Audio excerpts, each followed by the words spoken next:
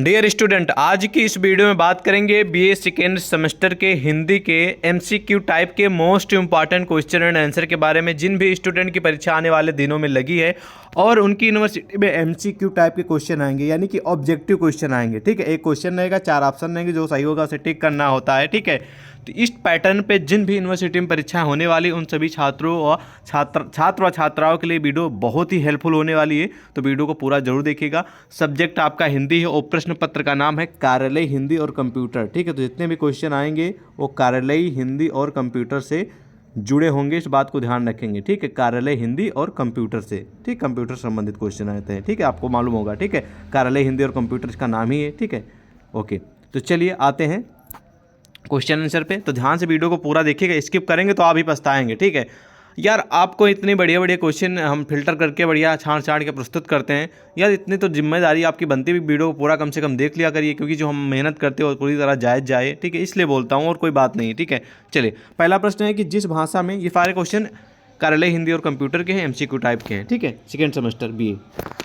जिस भाषा में अरबी, फारसी, तुर्की शब्दों का अधिक प्रयोग होता है, ठीक है, वो कौन सी भाषा है इन ऑप्शनों में से? तो सिंपल सा इसका उत्तर लिखेंगे, बहुत सारे ऑप्शन रहेंगे इसमें, जो सही रहेगा उसको आपको ओएमआर सीट मिलेगी, उस पर गोला बनाना रहेगा। हालांकि क्वेश्चन आंसर जान लीजिए, जब आप पेपर देने जाएंगे तो वहाँ पर बताया जाएगा कि कैसे आपको आंसर करना है। ठीक है, उसका ओके। और ये मेजर और माइनर, कुछ स्टूडेंट की परीक्षा मेजर है, ठीक है, ऑब्जेक्टिव होती है, कुछ स्टूडेंट की जो माइनर वाली परीक्षा होती है वो भी ऑब्जेक्टिव होती है। तो मेजर माइनर दोनों वाले के लिए महत्वपूर्ण है। ओके, ध्यान रखेंगे। तो इसका सही उत्तर हो जाएगा हिंदुस्तानी। ठीक है, तो हिंदुस्तानी, अरबी, फारसी, तुर्की शब्दों का अधिक प्रयोग किया गया हिंदुस्तानी भाषा में, इस बात को ध्यान रखेंगे। नेक्स्ट क्वेश्चन है कि किसी सीमित क्षेत्र में बोली जाने वाली स्थानीय भाषा को क्या कहते हैं? मतलब कि कोई क्षेत्र है उसमें, जैसे कि हमारा क्षेत्र है, मान लीजिए हमारा गांव है, आपका गांव है, किसी का शहर है, ठीक है, तो उसमें कुछ लिमिट एरिया होती है, किलो 2 किलोमीटर, 4 किलो, 5 किलोमीटर के, 10 किलोमीटर के अंतर्गत कुछ भाषा, ठीक है, बोली जाती है, जिसको स्थानीय भाषा बोला जाता है। ठीक है, उसको क्या कहते हैं? तो उसको ना तो हम राष्ट्रीय भाषा कहेंगे, ना तो हम कहेंगे राजभाषा कहेंगे, ना उपभाषा कहेंगे, इसको हम कहेंगे बोली। जैसे कि आप लोग कुछ बोल रहे हैं, बोली। ठीक है, ये हो गई, इसको कहेंगे स्थानीय भाषा को बोली बोला जाता है। ठीक है, चलिए नेक्स्ट क्वेश्चन बहुत ही पॉपुलर है, आपको जानना चाहिए। ठीक है, हिंदी के अंतर्गत मुख्यतः कितनी बोलियां हैं? तो कई क्वेश्चन, या जैसे संविधान में कितनी बोलियों का उल्लेख किया गया है, तो ऐसा क्वेश्चन हो सकता है। ठीक है, तो वहाँ पर 18 आएगा, लेकिन ये क्वेश्चन कह रहा है कि हिंदी के अंतर्गत मुख्यतः कितनी बोलियां हैं, तो यहाँ पर सही उत्तर इसका होगा 17। ठीक है, याद रखेंगे 17 सही होगा, नोट कर लीजिए। ठीक है, नेक्स्ट क्वेश्चन है, बहुत सारे स्टूडेंट्स को 18 मानेंगे, लेकिन 18 संविधान में है, लेकिन ये हिंदी के अंतर्गत मुख्यतः कुछ बोलियां बोली जाती हैं, जिनकी संख्या 17 है। तो नेक्स्ट प्रश्न है कि इनमें से कौन सा गलत हो?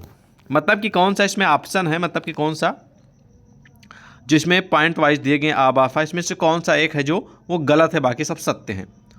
तो इसमें से एक चीज़ गलत है, वो है रूप रचना की दृष्टि से बोली पूर्णतया विकसित होती है। तो ये पूरा मतलब कि गलत हो।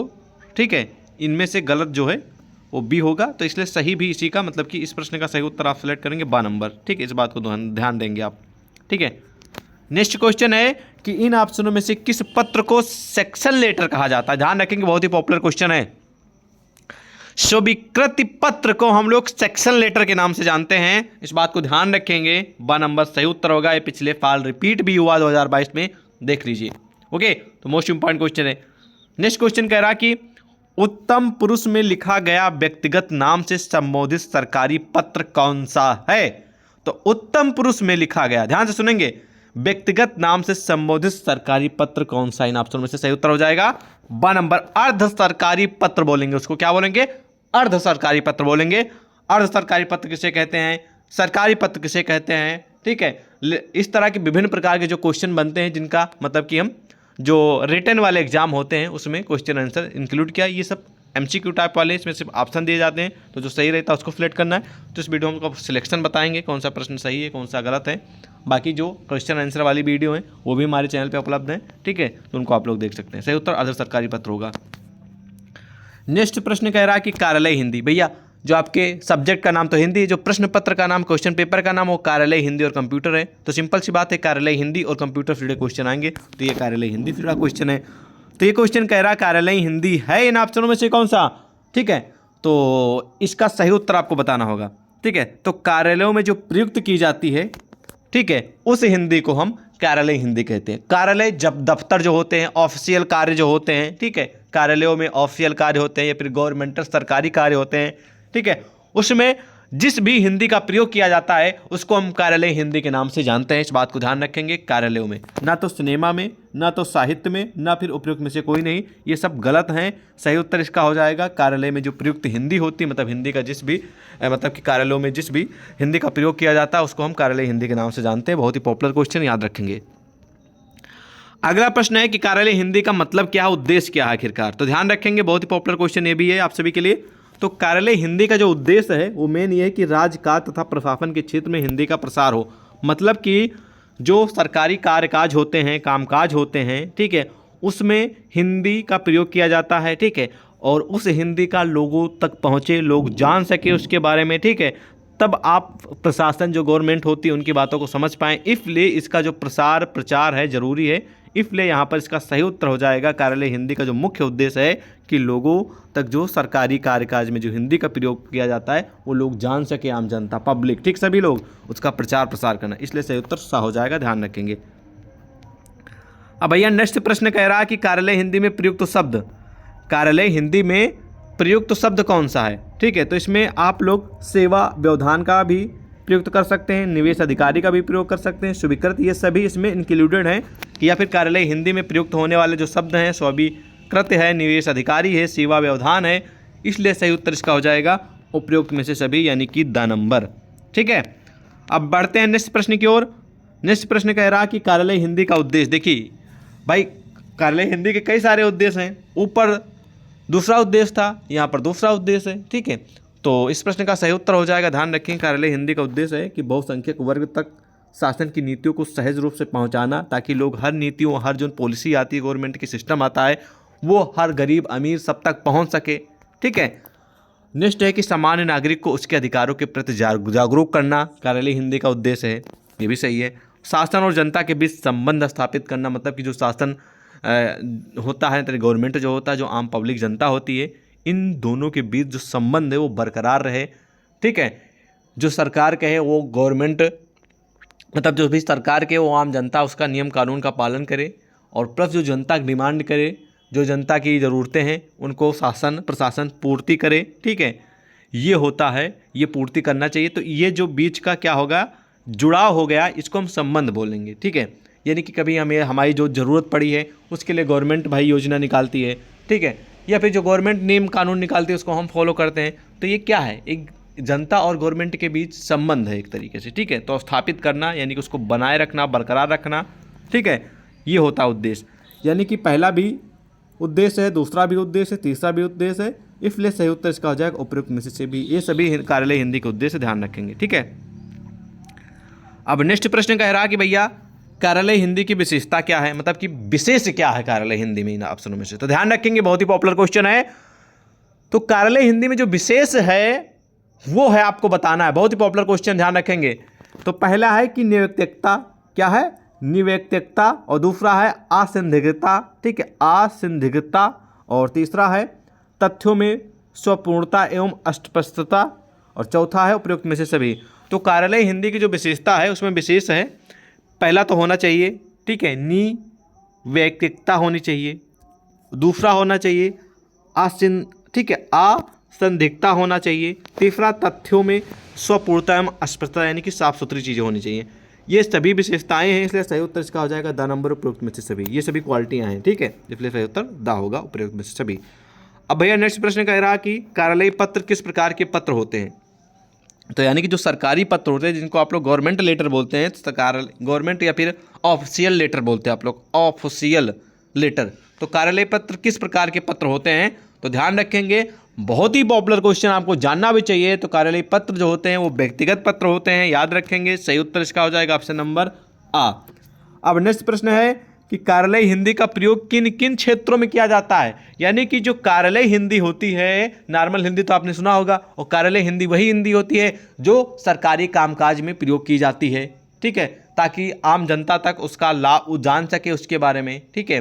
और कार्यालय हिंदी जितने भी शासन प्रशासन कि जितने भी ऑफिस होते हैं या फिर कार्यालय जो भी आप लोग बोलते हैं, सेक्टर होते हैं, सिस्टम होता है, उन सभी में कार्यालय हिंदी का प्रयोग किया जाता है, ठीक है। और ये किन किन क्षेत्रों में इसका प्रयोग किया जाता है, तो ध्यान रखेंगे, बहुत ही पॉपुलर क्वेश्चन है। सही उत्तर आप लोग जान ही गए होंगे, नहीं जाने हैं तो चलिए बता दे रहा हूँ भैया। कार्यालय हिंदी का प्रयोग वाणिज्यिक के जो क्षेत्र होता है उसमें भी किया जाता है, विधि के भी क्षेत्र में किया जाता है, प्रशासन यानी गवर्नमेंट के भी क्षेत्र में किया जाता है, इन सभी क्षेत्रों में किया जाता है। इसलिए सही उत्तर हो जाएगा उपयुक्त में से सभी।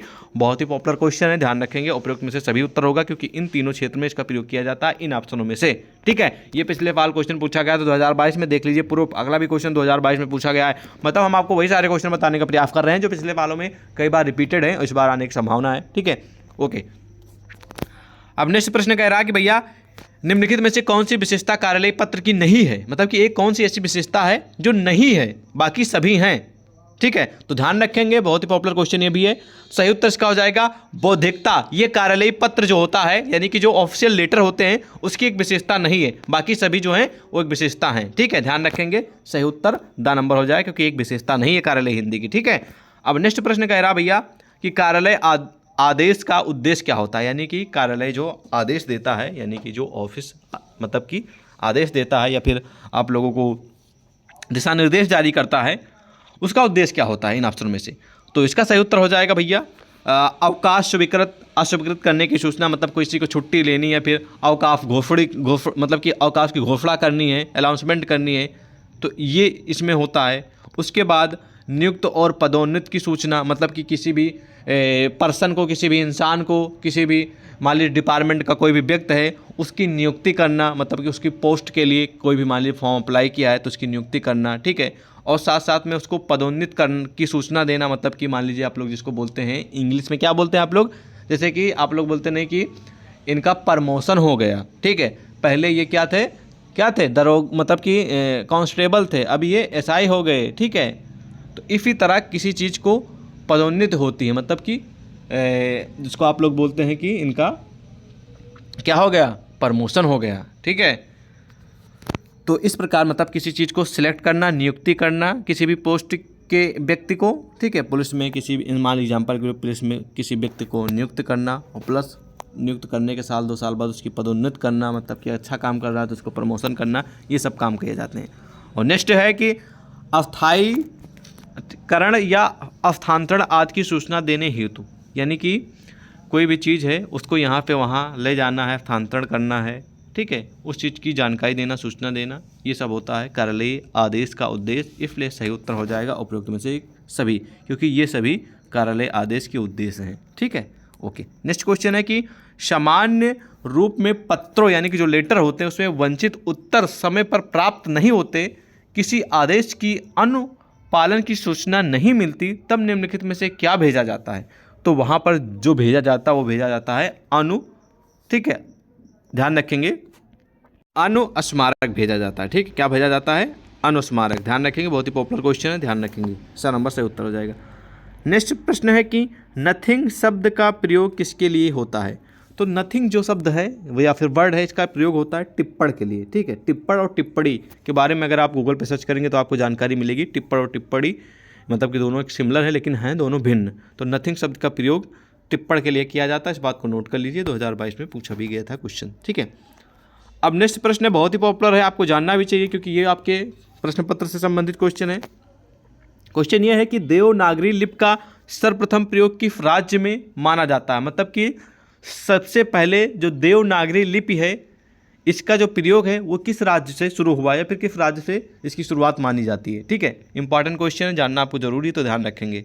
सही उत्तर इसका हो जाएगा ऑप्शन नंबर कौन सा, बताइए कमेंट सेक्शन में अगर आपको मालूम तो। गुजरात में। ठीक है, गुजरात से इसकी जो है वो सर्वप्रथम प्रयोग या फिर शुरुआत मानी जाती है, ध्यान रखेंगे, गुजरात से। नेक्स्ट प्रश्न है कि कौन सी भाषा देवनागरी लिपि में लिखी जाती है। बहुत ही पॉपुलर क्वेश्चन ये भी है, अब सब आपके एग्जाम में आने वाले क्वेश्चन है। ठीक है, तो देवनागरी भाषा, ठीक है, देवनागरी लिपि में लिखी जाती है, मतलब कि कौन सी भाषा है जो देवनागरी लिपि में लिखी जाती है। तो उस भाषा का नाम है मराठी भाषा, जो कि देवनागरी लिपि में लिखी जाती है, याद रखेंगे। और अगला प्रश्न है कि हिंदी की किस लिपि में लिखी जाती है, मतलब कि हिंदी किस लिपि में लिखी जाती है। जो हिंदी होती है, जो हिंदी आप लोग जानते हैं, वो किस लिपि में लिखी जाती है। तो सही उत्तर इसका हो जाएगा नागरी लिपि में लिखी जाती है। ठीक है, किस में लिखी जाती है, नागरी लिपि में लिखी जाती है। सही उत्तर सा नंबर होगा। बहुत ही पॉपुलर क्वेश्चन बता रहे हैं, कोई बताएगा नहीं। ठीक है, नेक्स्ट प्रश्न है कि देवनागरी लिपि में स्वर वर्णों की संख्या क्या है, मतलब कि जो स्वर वर्ण हैं उनकी संख्या कितनी है देवनागरी लिपि में, तो उनकी संख्या 11 यानी कि आ नंबर सही उत्तर होगा 11। ओके। नेक्स्ट प्रश्न है कि संविधान के किस अनुच्छेद में कहा गया है कि संघ की राजभाषा हिंदी और लिपि देवनागरी होगी, तो ये कहा गया है अनुच्छेद 343 में, सही उत्तर आ नंबर होगा, याद रखेंगे।